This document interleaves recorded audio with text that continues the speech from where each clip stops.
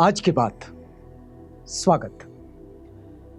हमारे यहाँ नाग पंचमी एक ऐसा पर्व है जो धार्मिक, सांस्कृतिक और सामाजिक विविधताओं का प्रतीक बन चुका है। परंपरागत रूप से नागों की पूजा का ये उत्सव आज भी देश के विभिन्न भागों में लोक आस्था के साथ मनाया जाता है। हालांकि ये पर्व सामान्य रूप से एक धार्मिक उत्सव के रूप में जाना जाता है, लेकिन इसमें लोक परंपराएं और किसान संस्कृति इसका एक सहज संबंध भी दिखाई देता है। चूंकि ये पर्व सावन की पंचमी को मनाया जाता है, जब बादल जमकर बरस रहे होते हैं, वर्षा काल होता है, तो किसान नागों को धरती की उर्वरता और वर्षा से भी जोड़ लेते हैं। नाग पंचमी का ये जो उत्सव है, ये वर्षा ऋतु में आता है, जब किसान भूमि की रक्षा, वर्षा और अनाज की समृद्धि के लिए प्रकृति की पूजा करते हैं। नाग पंचमी के दिन लोग घरों की दीवारों पर भी नागों की चित्रकारी करते हैं या फिर मिट्टी के सांप बनाकर उनकी पूजा करते हैं।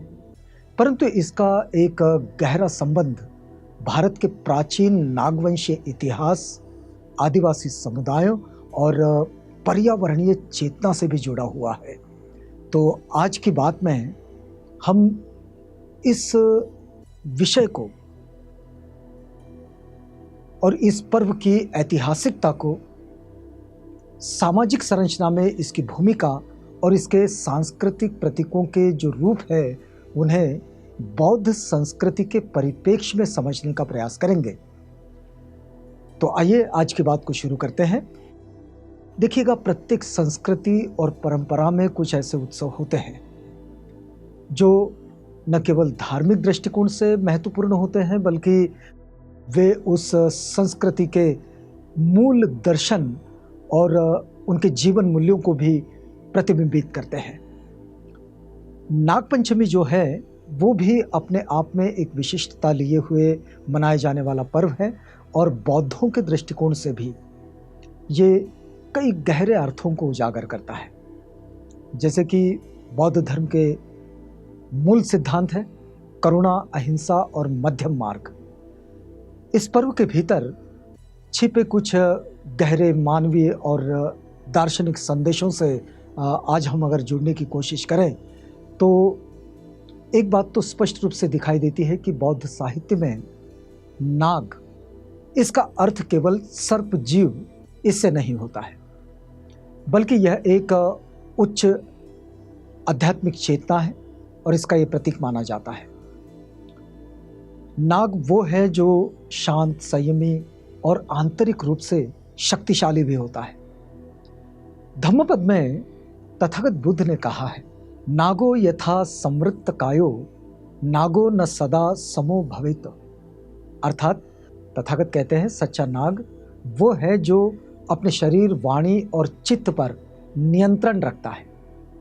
अब अगर इस दृष्टिकोण से देखा जाए तो नाग पंचमी ये आत्मसंयम, संयमित जीवन शैली और आंतरिक शक्ति की साधना का प्रतीक बन सकती है। अब नाग पंचमी पर्व केवल धार्मिक आस्था का विषय है ऐसा नहीं है। धार्मिक आस्था तो उसमें है, लेकिन ये भारत के प्राचीन नागवंशीय सभ्यता से जुड़ा एक गहरा सांस्कृतिक और ऐतिहासिक संबंध भी हमारे सामने प्रस्तुत करता है। जैसे कि देखिएगा कि भारत का आदिकाल, इस आदिकाल में नागवंशी समुदाय एक प्रभावशाली सामाजिक और सांस्कृतिक समूह रहा, जिनकी अपनी विशिष्ट परंपराएं थी, धार्मिक मान्यताएं और शासन व्यवस्था भी थी। तो नागवंशियों का ये जो वक्त था, ये बड़ा ही समृद्ध वक्त था। ऐतिहासिक तथ्य तो ये भी कहते हैं कि नागवंशीय समुदाय मूल रूप से बौद्ध संस्कृति के वाहक रहे। और ये बात बाबा साहेब डॉक्टर अम्बेडकर ने जब 14 अक्टूबर 1956 को नागपुर में ऐतिहासिक धम्म क्रांति की, तो अपने धम्म क्रांति के उस भाषण में वे ये कहते हैं कि नागवंशीय समुदाय का जब उल्लेख करते हैं तो बौद्ध संस्कृति के रक्षक के रूप में वे नागवंशीय समुदायों का उल्लेख करते हैं। और सावन मास की पंचमी पर नाग पंचशील उत्सव का उल्लेख बौद्ध साहित्य में मिलता है। तो देखिएगा कि ये दो चीज़ें तो एक दूसरे से यदि हम बौद्ध परंपरा या बौद्ध साहित्य के अनुसार अगर देखें तो ये उल्लेख दिखाई देता है कि नाग पंचमी मतलब सावन की इस पंचमी पर नाग पंचशील उत्सव का उल्लेख मिलता है। अब नाग पंचमी इनकी सांस्कृतिक स्मृति और आदर का पर्व भी माना जा सकता है। नागवंश प्राचीन भारत के उन समुदायों में से है जो मुख्यतः मध्य भारत, दक्षिण भारत, पूर्वोत्तर और उत्तर पश्चिम भारत में फैले हुए थे। और ख़ास तौर पर देखा जाए तो ये जैसे मणिपुर का इलाका है, काशी, नागपुर, बस्तर, ये स्थान नाग संस्कृति से जुड़े हुए रहे हैं। बौद्ध साहित्य में वासुकी, तक्षक, अनंत मतलब अनंत नाग, मुचलिंद, शेषनाग ऐसे नाग राजाओं का वर्णन मिलता है जिन्हें नागवंश के प्रतीक या फिर पूर्वज माना जाता है। बौद्ध जातक कथाएं इस विषय में हमें कई अद्भुत दृष्टांत देती है, जहां नाग न केवल पूजनीय है बल्कि नैतिक मूल्य, करुणा और धर्म रक्षा के प्रतीक के रूप में सामने आते हैं। बौद्ध ग्रंथों में नागों को सर्प के रूप में नहीं, ये बड़ी महत्वपूर्ण बात है, बौद्ध जो ग्रंथ है उनमें नागों को सर्प के रूप में नहीं बल्कि धर्म के रक्षक के रूप में प्रस्तुत किया गया है। तो इसका मतलब यह है कि बात नागवंशियों की हो रही है। वे बुद्ध के प्रति श्रद्धावान हैं और प्राणियों के प्रति करुणा रखते हैं। महानाग जातक, कुरुंगमिक जातक, बुद्ध और मुचलिंद नागराज की ऐतिहासिक कथा, ये तो बौद्ध धर्म में सबसे प्रसिद्ध नाग कथा है, जिसमें मुचलिंद नागराज जो है उन्होंने वर्षा और तूफान के समय तथागत बुद्ध की रक्षा की थी। और ये प्रसंग विनय पिटक और धम्मपद की अट्ठकथा में बड़े विस्तार से वर्णित किया गया है। तथागत बुद्ध जब उनकी बुद्धत्व प्राप्ति से पहले यानी कि सिद्धार्थ गौतम कहा जाए, जब बोधि वृक्ष के नीचे ध्यानस्थ थे तब 7 दिन तक लगातार वर्षा हुई और तब मुचलिंद नागराज ने अपनी विशाल देह से तथागत बुद्ध को ढक लिया और उन्हें ठंडी हवाओं और पानी से बचाया। यह एक उस कहानी का प्रमुख प्रसंग है जो ये दर्शाता है कि नाग यानी कि नागाज यानी कि नागवंशी बुद्ध के प्रति श्रद्धा रखते थे। मान्यता ये भी है कि नाग राजाओं ने बुद्ध धम्म के ग्रंथों की रक्षा की थी।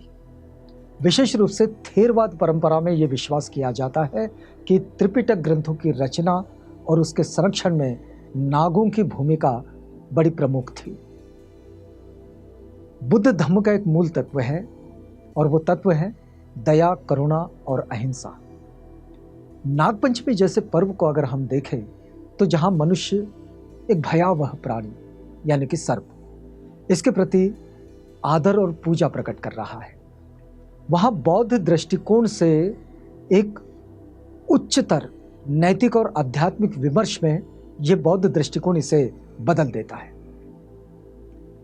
यदि बौद्ध जीवन दृष्टि का कोई संदेश देखे तो फिर यह बड़ा गहरा संदेश आता है कि प्रकृति के साथ सहअस्तित्व और सभी प्राणियों के प्रति करुणा। नागा जिन्होंने तथागत बुद्ध की रक्षा की वे धर्म रक्षक है। नाग जो कि बुद्ध के उपदेशों को सुनते हैं वे धर्मग्राही हैं, धर्म को ग्रहण करते हैं। नाग जो बोधिसत्व के रूप में करुणा और त्याग का प्रदर्शन करते हैं वे धम्म के जीवंत प्रतीक है। ये भी समझे कि नाग पंचमी ये कोई सर्प पंचमी नहीं। अगर हम बौद्ध दर्शन और बौद्ध साहित्य के हिसाब से अगर देखें या उसके दृष्टिकोण में अगर देखने की कोशिश करें तो ये सर्प पंचमी नहीं, नाग पंचमी जो बौद्ध साहित्य के दृष्टिकोण से अगर देखने की कोशिश करें तो बल्कि ये उस गहरे बोध और करुणा का उत्सव है जो बौद्ध जातक कथाओं में नागों के माध्यम से प्रतिपादित होता है। ये पर्व हमें ये भी सिखाता है कि जीवन में सच्चा धर्म वो है जो सब जीवों के प्रति समभाव, सह अस्तित्व और करुणा का मार्ग अपनाता है। जातक कथाओं के नाग कोई काल्पनिक जीव नहीं है, बल्कि बोधिसत्वों की उन छायाओं के रूप है जो हमें नैतिकता, दया और धम्म के पथ पर चलने की प्रेरणा देते हैं। मतलब धम्म के रास्ते पर चलने की प्रेरणा देते हैं, धर्म मार्ग पर चलने की प्रेरणा देते हैं। वर्तमान समय में यदि नाग पंचमी से जुड़ी प्रथाओं को देखें तो कई प्रथाएं दिखाई देती है, जैसे कि जहरीले सांपों को पकड़ना, उनके दांत निकालना, दूध पिलाना। ये सब अमानवीय और कानूनन अपराध बन चुके हैं। और एक बात ध्यान में रखिएगा, वन्य जीव संरक्षण अधिनियम 1972 के तहत सर्पों का शोषण दंडनीय अपराध है। इसलिए आज नाग पंचमी को मनाने की शैली में नैतिकता, अहिंसा और वैज्ञानिक सोच का समावेश बड़ा ही आवश्यक है। अब समय आ गया है कि हम अपनी परंपराओं को अंधविश्वास के बजाय संवेदनशीलता से जोड़ें, उसे जागरूकता के साथ जोड़ें। आज एक ध्यान देने वाली बात यह है कि सांप, सर्प ये पारिस्थितिकी तंत्र का एक बड़ा ही महत्वपूर्ण हिस्सा है। वे फसलों को नुकसान पहुंचाने वाले जो कीट होते हैं, कृंतक होते हैं, उनको नियंत्रित करते हैं। अपनी खाद्य श्रृंखला का वे संतुलन बनाए रखते हैं। आधुनिक समाज में अगर हम देखें तो असहिष्णुता ये बड़ी बढ़ती जा रही है और पर्यावरणीय असंतुलन ये भी बढ़ रहा है। और ऐसे समय में ये जो नागपंचमी जैसा पर्व हमारे सामने आता है तो ये पर्व ये संदेश भी देता है कि हमारे आसपास के सभी जीव, चाहे वे भयावह लगे या फिर निरुपद्रवी लगे, हमारे जीवन में बड़ा महत्व रखते हैं। ये पर्व सह अस्तित्व यानी कि को एग्जिस्टेंस की भावना को सशक्त करता है, जो आज के समाज को एक नई दिशा प्रदान कर सकता है। और इस दृष्टिकोण से अगर हम इसे देखें तो इस पर्व को प्राकृतिक चेतना, जैव विविधता, इसका संरक्षण और सह अस्तित्व की संस्कृति इसके रूप में देखना चाहिए। नागवंशियों में एक परंपरा रही है अपनी भुजाओं पर नाग चित्र बनाना, और ये परंपरा आज भी इस दिवस पर दिखाई देती है कि नागवंशी समुदाय की सांस्कृतिक श्रद्धा का ये जो पर्व है, उनके यानी कि नागवंशियों के गौरव और सांस्कृतिक पहचान का ये प्रतीक भी दिखाई देता है, जो सांस्कृतिक एकता और सामाजिक स्मृति को जीवित करता है। एक बड़ी महत्वपूर्ण बात है कि जब हम इस पर्व को देखते हैं तो आज भी ये पर्व कई आदिवासी और नागवंशी समुदाय के लिए, उनमें अगर देखें तो इस दिवस पर कुल नाग की पूजा करते हैं, ज़मीन पर या घर की दीवार पर नाग चित्र बनाते हैं और विशेष पारंपरिक गीतों के साथ, अनुष्ठानों के साथ ये पर्व मनाते हैं, जो नागवंशीय सभ्यता और नागवंशी विरासत का एक बड़ा जीता जागता प्रतीक दिखाई देता है। यदि हम इस समुची व्यवस्था को, जो आज पर्वों के रूप में और उत्सवों के रूप में हमें दिखाई देती है, हमने इसके ऐतिहासिक संदर्भों को, इसके पारंपरिक संदर्भों को और इसके वर्तमान को अगर देखना शुरू किया तो फिर हम ये पा सकते हैं कि नागपंचमी नागवंश और बौद्ध परंपरा से जुड़ी जानकारी प्राप्त करने में यदि आप रुचि रखते हैं तो फिर आप एक बात को ध्यान में रखिएगा कि आप इन सब चीज़ों के लिए अगर ये जानकारी आप चाहते हैं तो जातक कथाओं से महानाग जातक, जो जातक कथा में 403 नंबर की कथा है, एक कुरुंग मिग जातक है, ये जातक कथा 206 नंबर की है। धम्मपद की 8 कथाएं हैं, विनय पीटक है, नागवंशीय राजाओं के अभिलेख है और स्तंभलेख है, जैसे नागपुर, अमरावती और मध्य भारत में जो प्राचीन शिलालेख मिले हैं जो नागवंशीय शासकों से संबंधित है, इन्हें पढ़ा जा सकता है। एक डॉक्टर DC सरकार की पुस्तक है इंडियन नागाज, एक महत्वपूर्ण ऐतिहासिक शोध है जिसमें भारत के नाग समुदाय और नागवंशीय इतिहास का इसमें अध्ययन किया गया है। एक और पुस्तक का नाम आपको बताते हैं कि आर.वी. रसेल की पुस्तक है tribes and castes of central India. इसमें नागवंशीय और आदिवासी समुदायों की परंपराओं को, उनके पर्वों को और सांस्कृतिक दृष्टिकोण को बड़े विस्तार से इसका वर्णन किया गया है। इसमें एक है सैक्रेड एनिमल्स ऑफ इंडिया, ये नंदिता कृष्णा की ये पुस्तक है। इसमें नाग देवता और नाग पंचमी से संबंधित पर्यावरणीय और सांस्कृतिक पहलुओं को इसमें समझाया गया है। और एक बात ध्यान में रखें कि ये ज़रूर पढ़ें, वन्य जीव संरक्षण अधिनियम यानी कि वाइल्ड लाइफ प्रोटेक्शन एक्ट 1972, ये नाग पंचमी पर सांपों के शोषण और संरक्षण के विषय में कानूनी दृष्टिकोण को विशद करता है। इस पर्व का संबंध अगर हम देखें तो ये सीधे सीधे नागवंशीय सभ्यता से जुड़ा तो है, जिसका उल्लेख हमें बौद्ध जैन ग्रंथों में मिलता है। नागवंश ये प्राचीन भारत की एक प्रभावशाली शक्ति रही है, जिनका शासन विदर्भ, नागपुर, बस्तर, काशी, तक्षशिला, मणिपुर आदि क्षेत्रों में स्थापित था। इस प्रकार अगर हम नागपंचमी को देखें तो नागपंचमी एक प्राचीन स्मृति और सांस्कृतिक धरोहर का प्रतीक है, और आज भी नागवंशीय समुदाय इस पर्व को अपनी अस्मिता के उत्सव के रूप में मनाते हैं, जहां परंपरा और स्मृति एक साथ अभिव्यक्त होती है। ये पर्व हमारे यहाँ लोक जीवन, आदिवासी परंपराओं और सांप्रदायिक ये इस पर्व को अगर देखें तो लोक जीवन, आदिवासी परंपराएं और सामुदायिक संरचना को भी ये अपनी ओर आकर्षित करता है, इसमें परिलक्षित करता है। नाग केवल जीव नहीं है, बल्कि पृथ्वी, जल और जीवन की सुरक्षा से जुड़ा हुआ एक ऐसा जीव है। ये पर्व पर्यावरणीय चेतना का सांस्कृतिक रूपांतरण भी है।